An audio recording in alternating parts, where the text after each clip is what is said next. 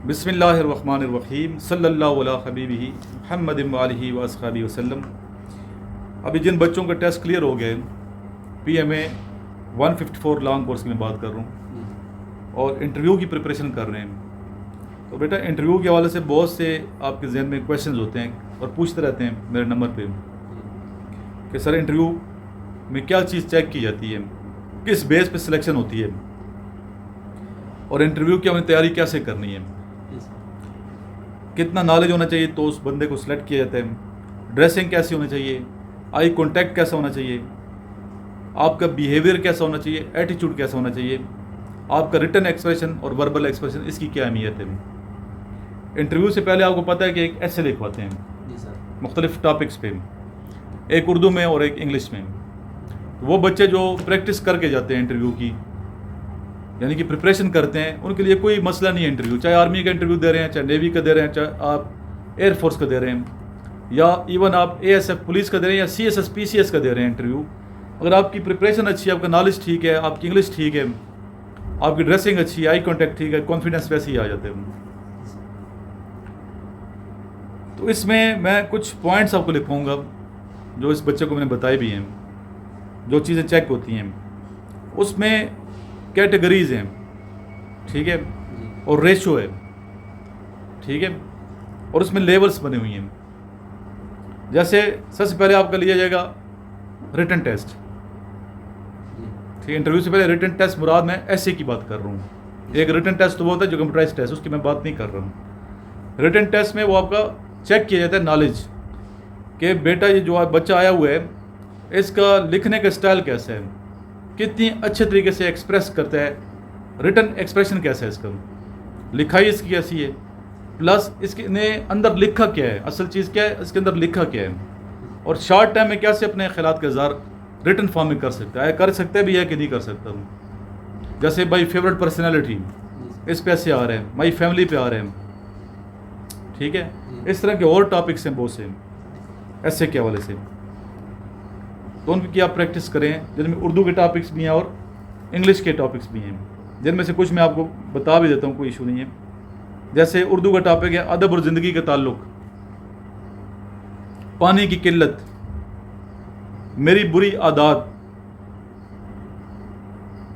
हुब्बुल वतनी क्यों कम हो रही है, महंगाई पे आ सकते हैं। इस तरह इंग्लिश के टॉपिक्स हैं, जैसे फॉर एग्जांपल कि students have to choose their favourite subjects in college, ठीक है।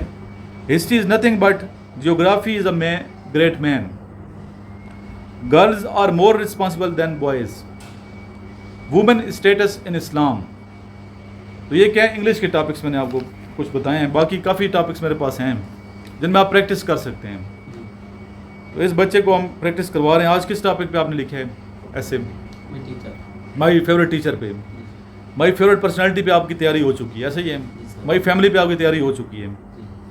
इस तरह इंटरव्यू में अगर अच्छा आपने ऐसे लिखा होगा उर्दू और इंग्लिश का, तो जब इंटरव्यूअर के सामने जाएंगे तो एक अच्छा इंप्रेशन लेके जाएंगे।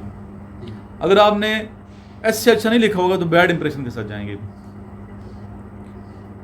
फिर इंटर आपने कैसे होना है, उसका एक स्टाइल है इंटर होने का, बैठने का एक स्टाइल है, ड्रेसिंग का एक स्टाइल है।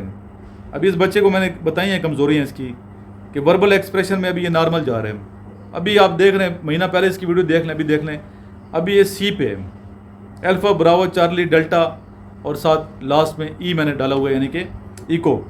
तो यहाँ तक कैटेगरीज बनाई हैं, जो सबसे बेस्ट होगा तो अल्फा कैटेगरी उसे मिलेगी, फिर ब्रावो मिलेगी, फिर चार्ली कम होता चला जाएगा। अभी ये चूँकि नॉर्मल है, डेल्टा पे है, सॉरी यहाँ चार्ली पे है। वर्बल एक्सप्रेशन इसके इम्प्रूव हुए हैं, पहले ये E पे था, E से आपने कहाँ इम्प्रूवमेंट किया है, आप पहुँच चुके हैं C पे, कुछ बोलना आपने सीख लिया थोड़ा बहुत। रिटन एक्सप्रेशन भी आपका चार्ली पे है। रिटन एक्सप्रेशन को आपने अल्फा पे लाना है, लिख लेते हो लेकिन लिखाई आपकी कोई इतनी अच्छी नहीं है, उसको बेहतर करना है और आपने अच्छा लिखना है।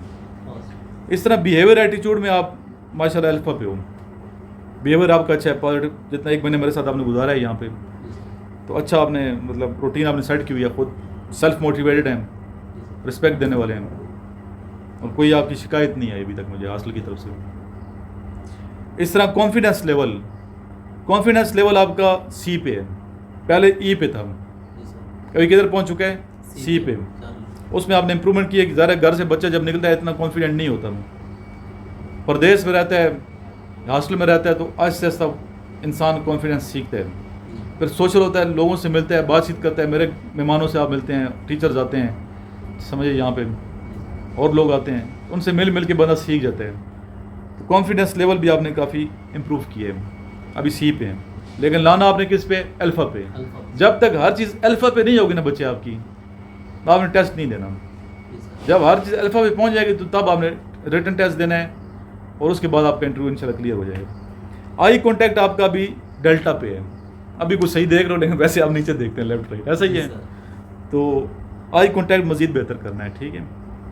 ड्रेसिंग आपकी जो है वो किस पे में रखी हुई है, ड्रेसिंग अच्छी। डेल्टा पे रखी हुई है। ड्रेसिंग आपकी फिट नहीं है, ज़रा कि आप आदी नहीं है उसको पैंट शर्ट पहनने के। जी सर। तो यहाँ से इंशाल्लाह मैं आपको लेके दूंगा ये पैंट शर्ट आपके साइज़ की, और जो कलर आर्मी वाले पसंद करते हैं ना वो आपको मैं लेके दूंगा यहाँ से, ताकि ड्रेसिंग आपकी अल्फ़ा पे हो।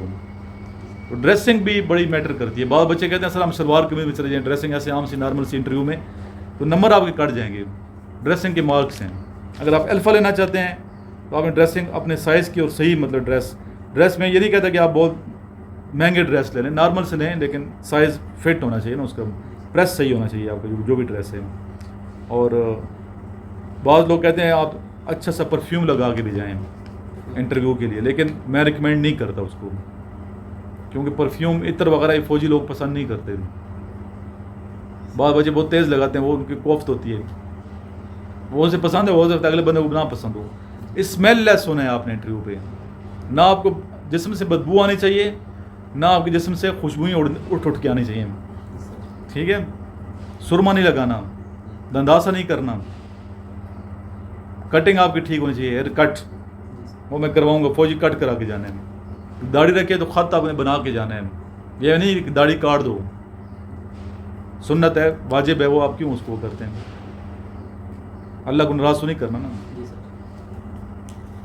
एक अच्छी पर्सनालिटी के साथ जाना है, ताकि आप जब अंदर एंटर होते हो ना, अगला बंदा हिल जाए कि यार वाकई पर्सनालिटी आ गई है। देखिए मेरी आवाज़ सुन के लोग आते हैं, ऐसे ही है, जी सर। अकेडमी में बच्चे आते हैं आवाज़ सुन के, इवन पर्सनैलिटी जो क्या कहते हैं पेरेंट्स आते हैं आवाज़ सुन के, ये बंदा कौन है, इससे मिलना है। पिक्चर तो कम लोगों ने देखी है, जब मिलते हैं और खुश हो जाते हैं। अपनी ड्रेसिंग मैंने ठीक रखी है, अपना रूम माशाल्लाह ठीक रहेगा, वीडियो देखते रहते हैं, नीट एंड क्लीन, हर चीज़ खुद मैं करता हूँ काम यहाँ पे। तो जहाँ बंदा रहता है तो इंसानों की तरह रहना चाहिए ना, और फिर लोग पसंद भी करते हैं। तो इतने ज़्यादा लोग आ जाते हैं मेरे पास सोशल, तो बाहर से बाद मुझे क्या लगाना पड़ता है, लॉक लगाना पड़ता है, वो तो अंदर हूँ लेकिन बाहर ताला लगा होता है कि बहुत ज़्यादा हर बंदे को मिलते रहेंगे पूरे दिन, यही काम करते रहेंगे, तो फिर ज़ाहिर है कि अपनी रूटीन भी ख़राब हो जाएगी, प्लस आपकी सेहत भी ख़राब हो जाएगी। अभी आपने कितने इसमें से टेस्ट याद किए ये बताएं मुझे। 3 टेस्ट याद किए हैं, 3 या 30? 3 वो पूरे कंप्लीट है। वर्बल आपके सारे क्लियर हैं, वर्बल में कोई उलझन तो नहीं है ना? नहीं सर। वर्बल में देखो आपने सही तरीके से प्रिपरेशन करनी है, वर्बल की प्रैक्टिस करो Pak1.pk से। नॉन वर्बल आपके क्लियर है, वो क्लियर है। और अभी एकेडमिक में आप आहिस्ता आहिस्ता अपनी मंजिल की तरफ जा रहे हैं। जी सर। कुछ नए क्वेश्चंस आए हैं मेरे पास एक्सपीरियंस के लिहाज से ना, तो उसमें बच्चे ये करेंगे डायरेक्शन सेंस के साथ क्वेश्चन बहुत आ रहे हैं। डायरेक्शन सेंस में मैंने एक कुलिया बताया हुआ है आपको, जी। याद है वो? जब डायरेक्शन सेंस क्वेश्चन होंगे तो कैसे करोगे, बताएं अपने दोस्तों को। कुलिया कौन सा है वो? पहले हम ये देखेंगे जहाँ भी बैठे होंगे ना, पहले हमारे सामने होगा ईस्ट, ठीक है, बैक पे होगा वेस्ट, वेस्ट, तो राइट पे होगा साउथ, साउथ, लेफ्ट पे होगा नॉर्थ। ये कुलिया है बेटा, सिंपल सही है। डायरेक्शन सर के सारे क्वेश्चन आप कर लेंगे अगर इसको आपने ज़हन में सही रखा तो। जी सर। वहाँ कागज़ पेंसिल तो आपके पास होगी नहीं, जी। ठीक है। तो बार बार ये ज़बानी इंटरव्यू में भी पूछ सकते हैं। जी सर। जब ईस्ट सामने है तो वेस्ट आपके बैक पे होगी, और साउथ हमेशा आपके पैर राइट पे होता है। लियाकत अली खान को कब शहीद किया गया, ये क्वेश्चन आया आज। रावलपिंडी सेंटर में भी आया है, क्वेटा में भी आया है, पेशावर में भी आया है, कराची सेंटर में भी ये क्वेश्चन पूछे गए। खान लियाकत अली खान पाकिस्तान के पहले कौन थे? प्राइम मिनिस्टर थे। ये आता है क्वेश्चन। तो आपको कहाँ शहीद किया गया, कब शहीद किया गया, एसिसिनेशन की डेट पूछी गई है। या वो कब एसेसिनेट किए गए, कब कत्ल किया गया? आती है डेट? 16 अक्टूबर 1951। याद रखिए, 16 अक्टूबर 1951, 16 अक्टूबर 1951 इन रावलपिंडी, लियाकत बाग। लियाकत बाग इसीलिए कहते हैं, लियाकत अली खान को शहीद किया गया था यहाँ पे, इसलिए इसको क्या कहते हैं? लियाकत बाग कहते हैं। और ये वही लियाकत बाग है जहाँ बेनज़ीर भुट्टो को भी शहीद किया गया था। 2 प्राइम मिनिस्टर्स को इस एक बाग में शहीद किया गया था। ये आपके नॉलेज में होनी चाहिए चीज़, उम्मीद है कि आप भूलोगे नहीं। इस तरह जी बेनज़ीर भुट्टो की वो भी आपको याद होनी चाहिए डेट, शहादत की डेट, वो भी आप याद रखें। उसकी डेट शहादत की है, वो नोट कर लें। 27 दिसंबर 2007, 27 दिसंबर 2007 रावलपिंडी में बेनज़ीर भुट्टो को एसेसिनेट किया गया, कत्ल किया गया, इन्हें शहीद किया गया। ठीक हो गई है। अभी देखो क्वेश्चन से क्वेश्चन निकलते हैं ना। नेक्स्ट आ गया कि दुनिया का सबसे बड़ा जो मुल्क है रकबे के लिहाज से वो कौन सा है? रशिया। दूसरे नंबर पे पूछा गया। अभी दूसरे नंबर पे कौन सा है? रशिया के बाद कनाडा है, लिख लो ये भी। रशिया के बाद क्या है? कनाडा। तीसरे नंबर पे कौन सा है? पहले भी वीडियो में ये क्वेश्चन मैंने एक्सप्लेन किया है। तीसरे नंबर पे है चाइना। तीसरे नंबर पे आबादी के लिहाज से पहले नंबर पहले चाइना था, अभी आबादी के लिहाज से पहले नंबर पे कौन सा मुल्क? इंडिया है। इंडिया की आबादी दुनिया में सबसे ज़्यादा है। चाइना नहीं, अभी चाइना से बढ़ गई है, 2022 में क्रॉस किया इंडिया ने। इस तरह चौथे नंबर पे रकबे के लिहाज से मुल्क कौन सा बड़ा है? यूएसए है। कौन सा है? यूएसए। पाकिस्तान बहुत छोटा है, अगर निस्बतन देखा जाए ना, इंडिया से भी पाकिस्तान छोटा है बहुत। पाकिस्तान से इंडिया 4 गुना बड़ा है। कहाँ 8,000 मुरब्बा किलोमीटर कुछ, और कहाँ 32, ठीक है 8 लाख हमारा है, तो उनका कितना है? 32 लाख के करीब है तकरीबन। 32 लाख मुरब्बा किलोमीटर से भी ज़्यादा है इंडिया का। और पाकिस्तान कितना है? 8 लाख और कुछ। पहले 7,96,95 किलोमीटर था मुरब्बा किलोमीटर, अभी 8 लाख कुछ हो गया, मैंने लिखवाया था आपको 81,900। यानी पाकिस्तान से इंडिया 4 गुना बड़ा मुल्क है। इसी तरह जो रशिया है ये तो करोड़ में है ना, 1,70,00,000 मुरब्बा किलोमीटर से फिगर आगे पीछे है। कितना बड़ा मुल्क है रशिया। फिर बंदा जो ज्योग्राफी में पढ़ता है ना, बड़े इंटरेस्टिंग है सब्जेक्ट ज्योग्राफी। ज्योग्राफी के क्वेश्चन वैसे भी आते हैं, आपको पता है, ठीक है, ज्योग्राफी के क्वेश्चन बहुत आते हैं। इस तरह पूछा गया कि पाकिस्तान का मौजूदा वफाकी वज़ीर तालीम कौन है? करंट एजुकेशन मिनिस्टर वफाकी कौन है? Who is the current federal education minister of Pakistan? लिख लें ये कौन, क्या कह रहे हैं आप? जो कह रहे हैं बताओ ना बच्चे। सदर इसाक खान तो कब के फोत हो चुके हैं। डॉक्टर खालिद मकबूल सिद्दीकी, डॉक्टर खालिद मकबूल सिद्दीकी अभी मौजूदा जो हैं वज़ीर तालीम है। 18 अप्रैल से ये वज़ीर तालीम है। 1965 की जंग के बाद कौन सा मुआहदा तय हुआ था पाकिस्तान इंडिया के दरमियान? ये क्वेश्चन भी आया है। देखो नोट्स के क्वेश्चन है, ये है ना नोट्स के अंदर सारे क्वेश्चन देखो नोट्स के। बच्चों ने नोट्स लिए हुए हैं वो सही याद करें नोट्स को। कुछ नए क्वेश्चन है जो वीडियो में बता रहा हूँ आपको बार बार मैं, तो नोट्स को सही प्रिपेयर करना है आपने, ठीक है। अमन का मुआहदा था जिसे ताशकंद पैक्ट कहते हैं। क्या कहते हैं? Tashkent pact, Tashkent agreement.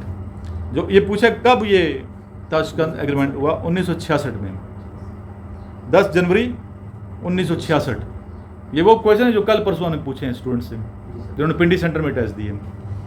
Next है मलेशिया का दारुल हुकूमत कौन सा है? अभी देखो मैं कितने क्वेश्चन ले आया हूँ, किधर से लिए हैं? मैंने तो किसी से पूछे हैं ना, रास्ते में चलते फिरते स्टूडेंट से पूछे हैं मैंने, इतने मैं ले आया हूँ। देखो क्वेश्चन कुछ बच्चों ने सेंड किए हैं मुझे जो मेरे अपने स्टूडेंट्स हैं। मलेशिया का दारुल हुकूमत है कुआलालंपुर। फीफा वर्ल्ड कप 2022 इसका विनर कौन था?